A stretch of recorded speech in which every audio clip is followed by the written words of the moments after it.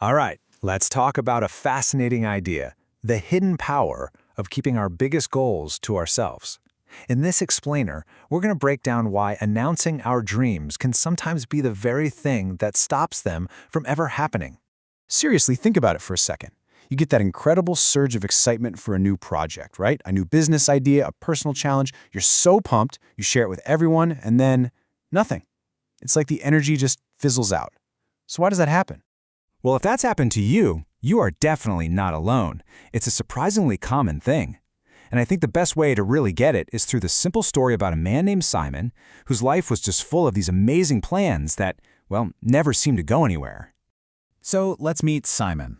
On the surface, this guy was overflowing with ambition, just endless dreams. But he had this strange habit, a habit that pretty much guaranteed none of those dreams would ever see the light of day. See, Simon was stuck in this loop, and it was totally self-defeating. It always started with some grand announcement, "I'm going to open the biggest shop in the entire village." Then he'd soak in all the applause and praise. But here's the crucial part. Right after that, his motivation, his energy to actually do the work, it would just vanish. And just like that, another dream would fade away.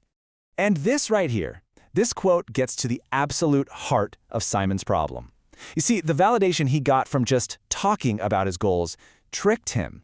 It gave him this false feeling of success. He felt like he'd already won before he even started, because for him, the applause felt like the prize. So as you can imagine, Simon was feeling pretty lost. He went to a village elder for advice, and she taught him this really profound lesson using a simple but incredibly powerful metaphor, the tale of two seeds.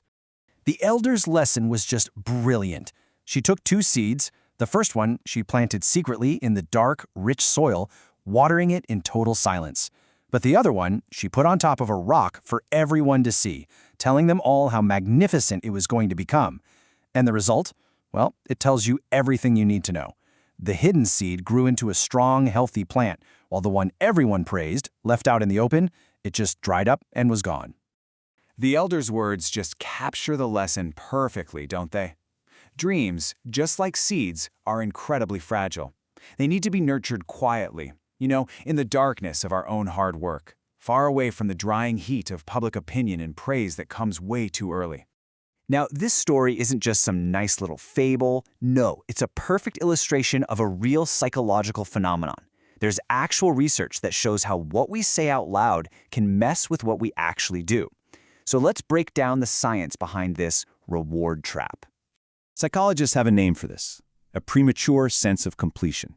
A researcher named Peter Gollwitzer did a bunch of studies on this. And what he found was that when we announce a goal, something like, "I want to be a writer," and we get that social pat on the back, our brain literally mistakes the talking for the doing.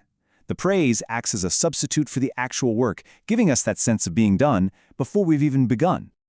And the consequence of that is crystal clear. All that precious mental energy, that fire you need to push through the hard parts, it gets completely spent on the announcement instead of the action. Your words literally steal the fuel that was meant for your work. So, Simon, armed with this brand new understanding, decided to completely change his approach. He was finally ready to move from a life of just words to a life of actual work. Simon's first step was so simple, but it was profoundly different from anything he'd done before. He picked a small, totally manageable goal: build one wooden chair. And he set one crucial rule for himself: he would tell absolutely no one. And when he finally finished that chair, and he actually sat on it, the feeling was completely new to him. This wasn't that fleeting, kind of empty pride you get from applause. No, this was deep. This was the lasting satisfaction that only comes from creating something real with your own two hands. It was the pride that comes from doing.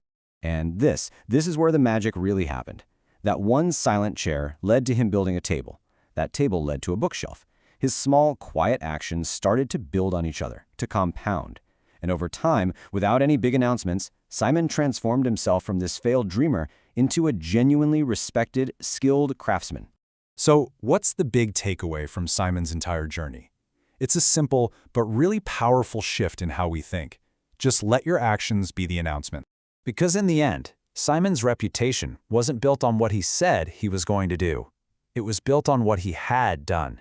His finished work, the things he actually created, became the only announcement he ever needed. So how can we actually use this in our own lives?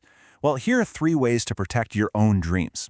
First, just try to resist that urge to announce your big plans. Treat that little spark of an idea like that fragile seed and give it some space to grow in private. Second, let your results do the talking for you.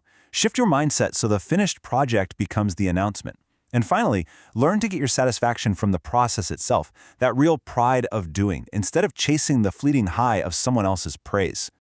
And all of this leaves us with one final question to think about.